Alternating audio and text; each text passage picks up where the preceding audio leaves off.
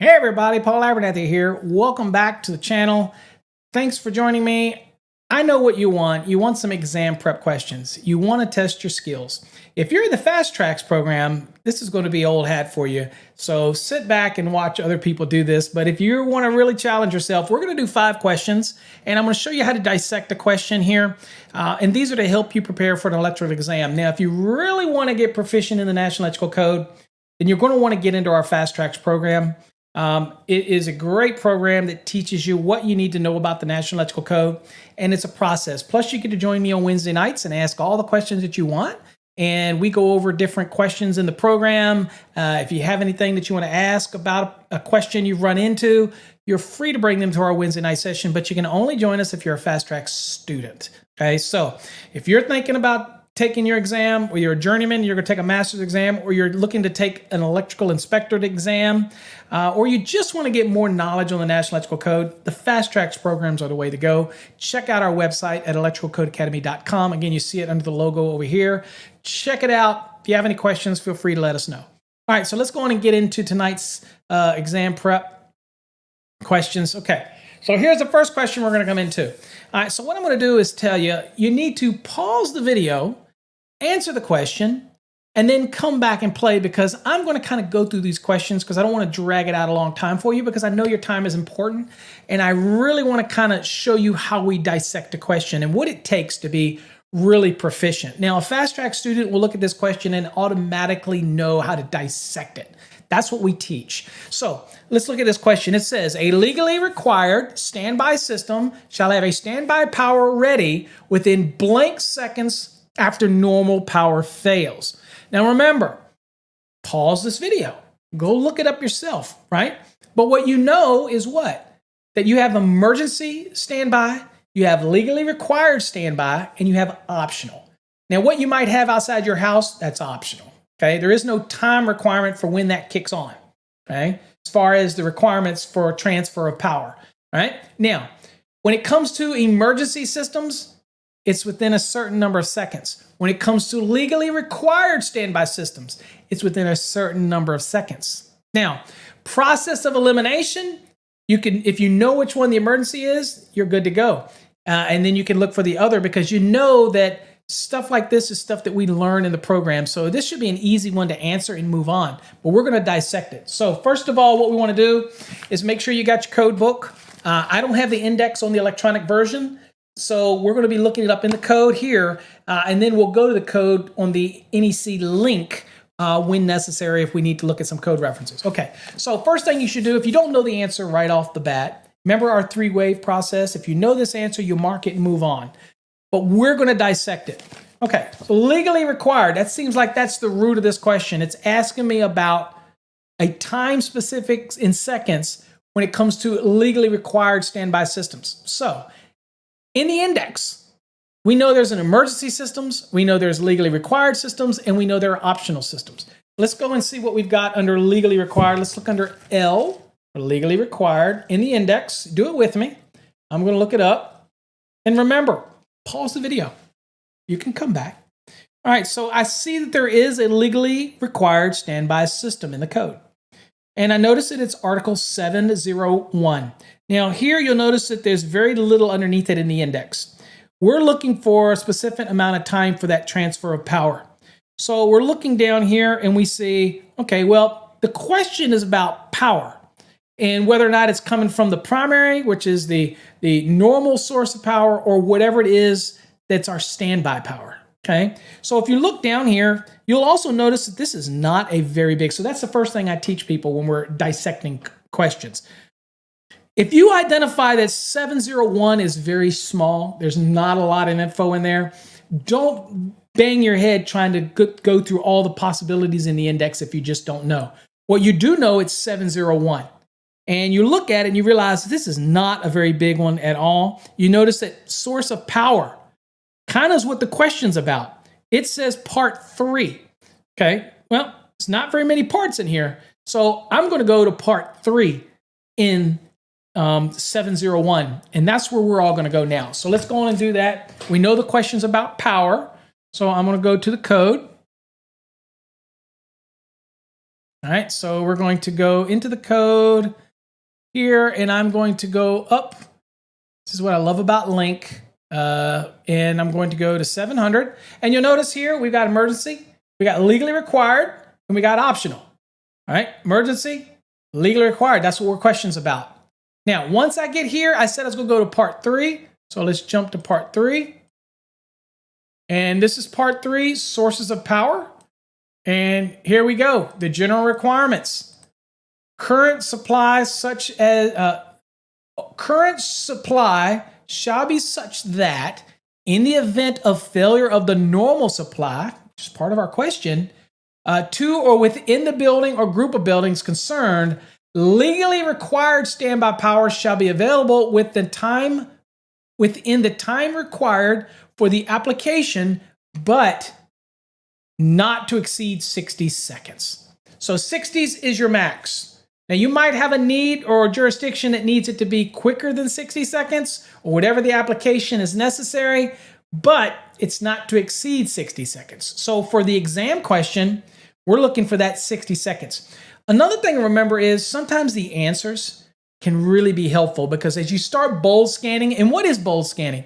Bold scanning is when we start out and we're looking at the bolds of each section or any subdivision under that, and we look at it to see if it's anything relevant to what's in the question. For example, we know that we're looking at 10 seconds, 60 seconds, 90 seconds, and 120 seconds, that type of thing. So I'm actually bold scanning and then quickly scanning the information to see if I see those references to seconds. That's what we call bold scanning, and it's very efficient on an exam, okay? So we went down here, we saw it's 60 seconds, okay? So let's go back to our unit. All right, so here we go, and we're going to answer this question. We feel pretty confident on what it is. So we're going to go 60 seconds, and there you go. And there you go, 701.12. The next one, the bending radius for the inner edge of AC cable shall not be less than blank times the diameter of the cable. Okay, so remember, we're talking about AC cable here, not talking about MC metal clad. This is AC cable. It's been around a lot longer than MC cable, by the way. So AC cable, what article is that in the National Electrical Code? Pause this video, go find that article. Now, this is interesting because you could use the table of contents or you can use the index.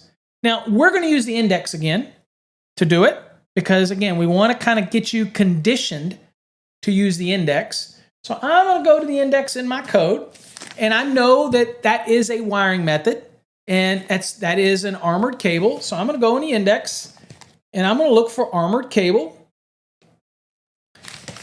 And as I look through here, I see aerial. Get my glasses down so I can see. Let's see here. We'll go down through. See if I can find anything that says armored cable. There we go, armored cable. Notice right off the bat, it says Article 320. Now, as I start to look down, I see bends. Well, the question is asking me about a bend. So that's where I want to start my journey. I also notice by looking at it, 320 is not that big. Bold scanning is important here because, look, I've got values to use, right? I got a 5, an 8, a 10, a 12. I know that we're talking about bending radius, bends. I know we're in AC cable, so I feel good. 320 is where I feel I need to be. So the best way to start this journey for me is if you're in the index like I am, .24 section is where we want to start that journey. So 320.24, that's where we want to be. So let's go to the code really quick. And I'll jump back up here and I'll get us into 320. And just so you can see it, this is armored cable, AC. Here is MC. We're not talking about that. We're right here. Click on it. Now, remember what we said? We want to go down to 24 because that was the bends. And that's where we're going to start. Right here, bending radius. It says bends of type AC cables shall be made such that the cable is not damaged. Now, think about this. If you're coming up a framing member, like the side of a stud, and you're going to turn to go horizontal through the bored holes, or if they may be punched holes if it's metal studs. That turn has to be a radius turn. You can't just bend it right angle. You're going to blow out the back of that convolution on that armor. I tell you what, inspectors look for that. It is a problem because not only does it blow the back end out, but it causes the inner edge to pinch. And that could pinch into the insulated conductors, and you're going to have a headache on your hand trying to find that once all of the gypsum board's up or whatever the finished wall material is. Look, we don't want that. We want a nice radius bend. So what do we got to do here? We need to do it so we don't damage the cable. Okay, makes sense. It says the radius of the curve on the inner edge of the bend shall not be less than 5 times the diameter of the AC cable. All right, makes sense. So let's kind of come back and think about this for a second. All right, so what we did was we want to, where does it say that in the code? You looked at it in the code in 320. I want to go look it in the code, make sure that we all look at it. So let me go on and get you to where we need to be in link real quick again. So you can see, there we go, right there, 320.24. We looked it up. You looked it up in your code book. And here's what we looked up. It says bends of type AC cable shall be made such that the cable is not damaged. We covered that. And the radius of the inner curve or the inner edge of the bend shall not be less than 5 times the diameter of the type AC cable. Now, I'm going to paint you a visual picture because people like that. So here's a stud. Okay, if you can see it, my pin representing a stud. Okay. And as I run the cable here and I'm going to turn and go horizontal, I have to make sure that it comes out and turns radiuses through it. Okay. Because if you think of a ball, the radius is from the center out in all directions, center out. That's a radius. Okay. It's the radius of the ball, the round perimeter of the ball. It's the radius from the center out. The diameter is measured across the face of the cable assembly. That's going to be given to you from the manufacturer. You go to the manufacturer. For example, if I had a cable that was a 1/2 inch diameter. Now remember, I want to convert this into decimals. So I'm going to take the 1 and divide it into 2. So I'm going to take the 1 divided into 2. That is 0.5. Now, if it's 5 times the diameter, I'm just going to take that 0.5 times 5. That's 2.5. So from the stud, I'm going to measure out 2.5 inches. And that's kind of on a swivel. So that means that AC cable has to bend as if it's following that 2.5 inches all the way around, maybe like the half of a ball, as it turns and then goes horizontal.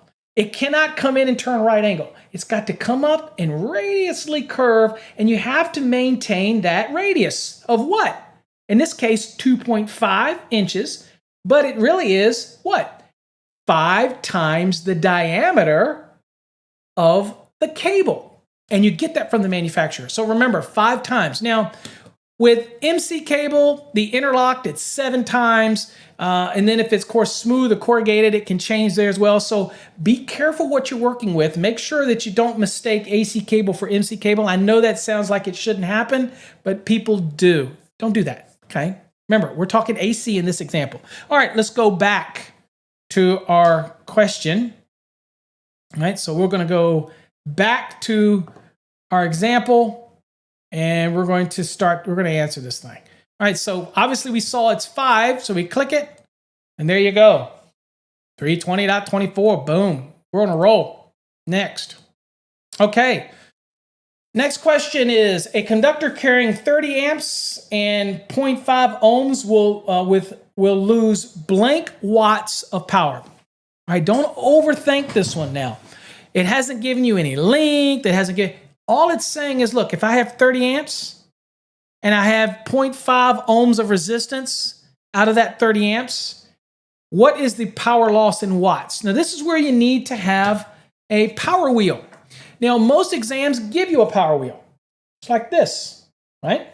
Now, we're going to use, since we have values that we know and we're searching for power, then we're going to use the current squared times the resistance, okay?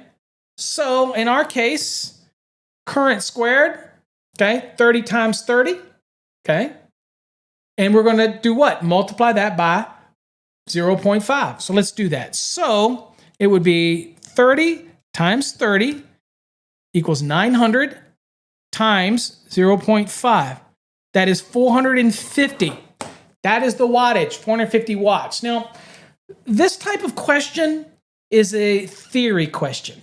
Now, we have a great course on electrical theory called the Yellow Fast Tracks. But most exams, you're not going to get a whole bunch of theory questions, but you want to make sure you get them right. So just remember, having a power wheel, if you don't have one and they allow you to write in your code book, write it in your code book, and kind of keeps you with all the possible questions they could ask you, because as long as I've got two values, then I can solve the equation. Got to have at least two values, okay? All right, so that's just an electrical theory type question. So we're going to click 450, and there you go. And again, there you go. It's just electrical theory. Make sense?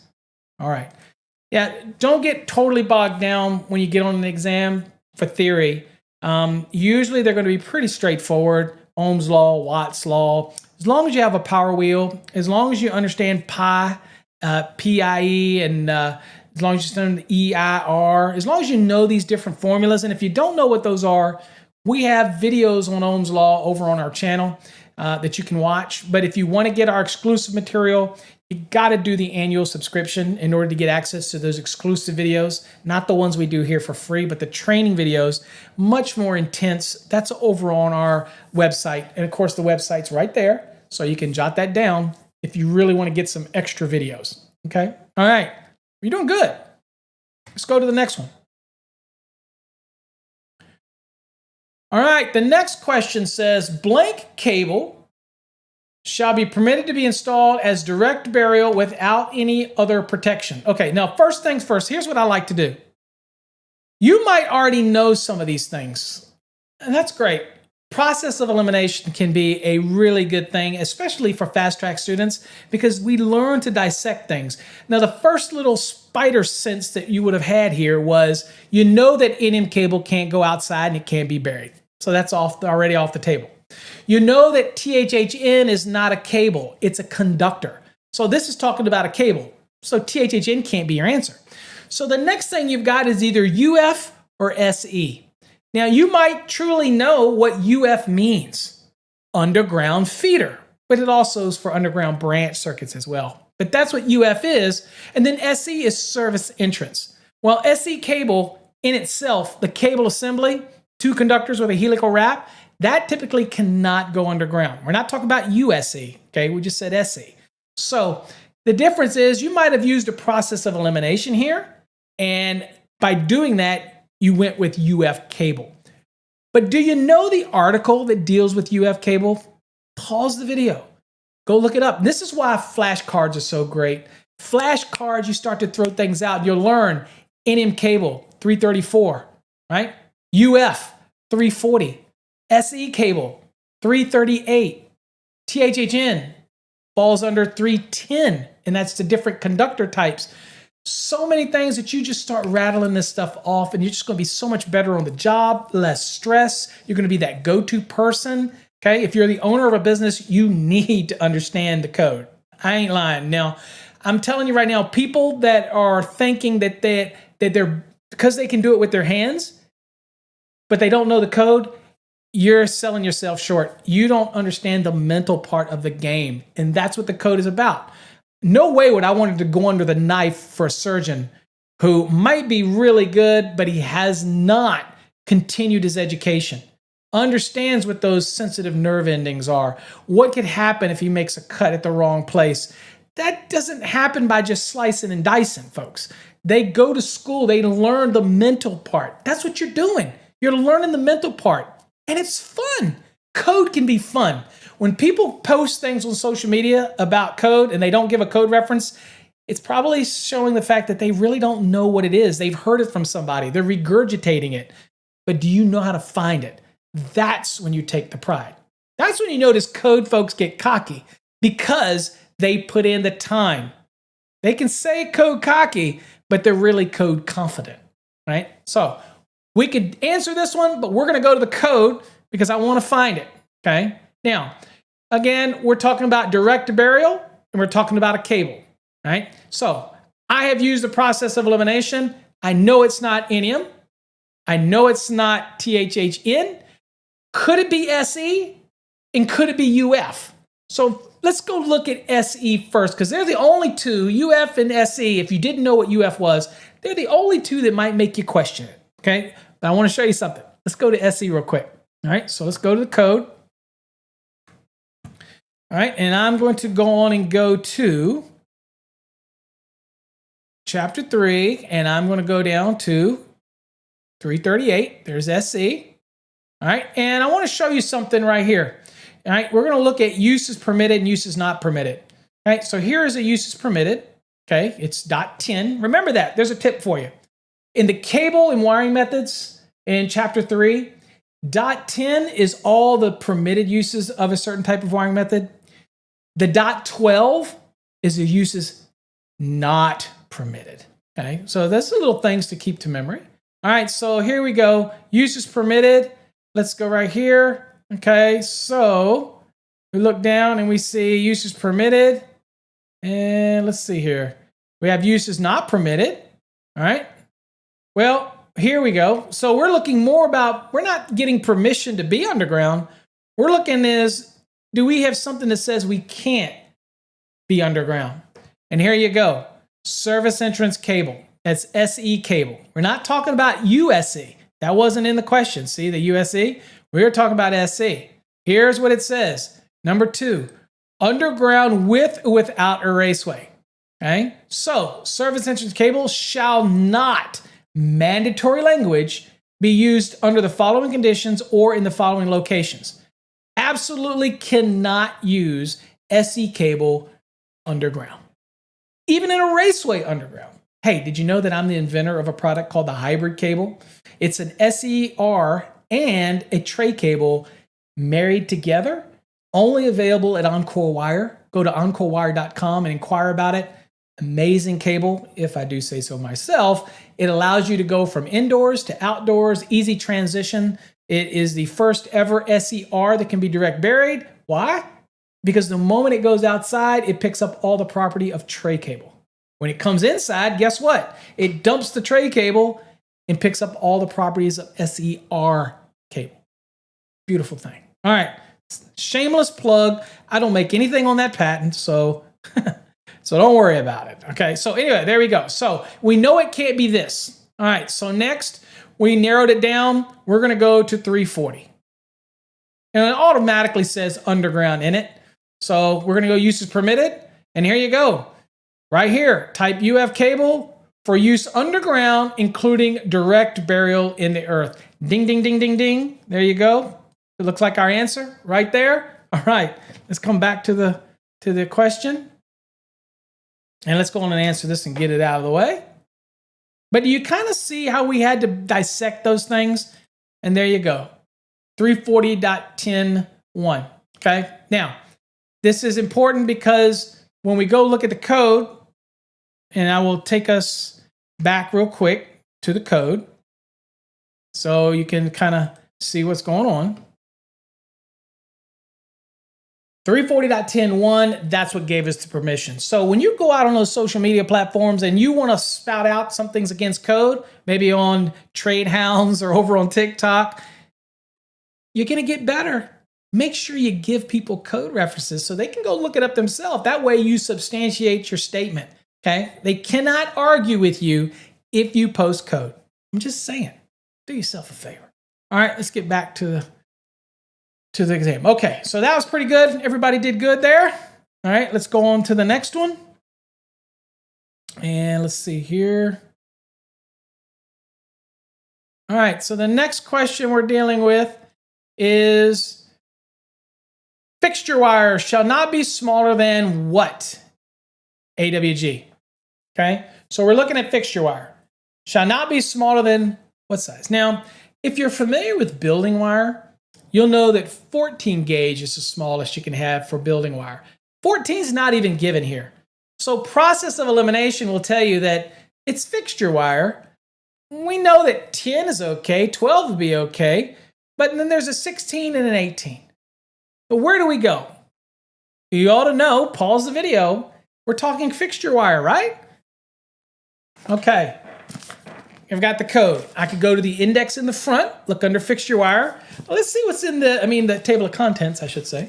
Let's go to the back and see what's under fixture wire. Okay, let's see if there's anything under fixture wire. All right, so I'm with you.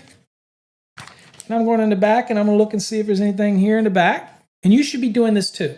Get your code book and go look and see if you see anything here under fixture wire. And if it's not, then we'll look around even more. So let's see here. Figures. Let's see here. Fire. Let's see. Fixed. Fixed. Okay, let's go a little more. Fixed. And there we go. Fixture wire. Hey, check that out. So fixture wire is article 402. And you probably noticed, because I've taught you that it's a very small article. Look at it. There's not many references of sections here. It's very, very small. Now, armed with the knowledge of what article it is, armed with the answers, so you know we're looking for wire gauges, you can look at it and go, okay, well, one of them says minimum size right here in the index. It says 402.6, minimum size. Fixture wire shall not be smaller than blank AWG. Guess where I'm going? We're going to go to 402.6. I tell you, that's where we're going. All right, so let's do that. All right, so I've got the code. And we're going to go up here and get into 402. Right here, fixture wire. All right, and we're going to .6. Oh, incidentally, this right here, 402.3 shows you the different types of insulation, the lettering and everything here. If you're wondering what the different types are, TFFN, TFN, all that stuff, this is where you go. And this table allows you to see the different sizes and insulation thicknesses and whatnot. Very similar to 310.4 when we're looking at things like THHN, XHHW, all that. Very similar, but this is for fixture wire. All right, so we're going down here to minimum size right here. It says fixture wire shall not be smaller than 18 gauge. Pretty straightforward there, right? All right, let's go back to our material, our question. And obviously 16 gauge is one of our answers, right? Okay, so we know that it's 16, but what did it say? Very quickly to jump and say 16, when we both know that it said what? 18. Exactly right. See how quickly it can happen if you jump? We know it's 18. That's what the code said. Again, just to show you. Right there. Not smaller than 18. But when you're pumping through an exam and you might not be familiar with 18 gauge, your mind may be thinking 16, which is a little bigger than 18. Okay? And you're jumping on it, you might get confused.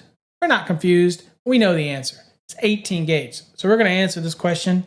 We're going to nail it out and we're going to end this lesson. 18, boom, there it is. 402.6. Beautiful thing, right? Okay, let's come back to me. If you found those challenging or you enjoyed them, please subscribe to the channel. Give us a thumbs up. We appreciate it. Share it with other people. If you really want to get into a program that's going to help you learn the National Electrical Code, then you want to join our Fast Tracks program. Let me tell you what. People are paying literally $600, $700, and $800 for weekend crash courses. They're paying $1,000 for DVDs and videos with nobody to ask questions, nobody to interact with, no way to come to live sessions and chime in. We do it every Wednesday night. You can join us. It's optional. It's not part of the program. It's something I just like to do every Wednesday night. You can join me and ask your questions and I will explain it to you. That's the beautiful thing about our program. So if you think about all of the competency reviews, there's 19 units. I grade every one of them and give you feedback personally, right? I'm the one that's there on Wednesday nights. I'm the one you're going to get if you want to call and ask a technical support question. I am always going to be accessible to my students. I'd love to have you in our program. Till next time, folks, stay safe, God bless, and go to our website, electricalcodeacademy.net or .org or .com. And if you want to join a message boards of great people, check out right here, thesparkyhub.com. Join the family. Great bunch of folks. Till next time, folks, stay safe. God bless.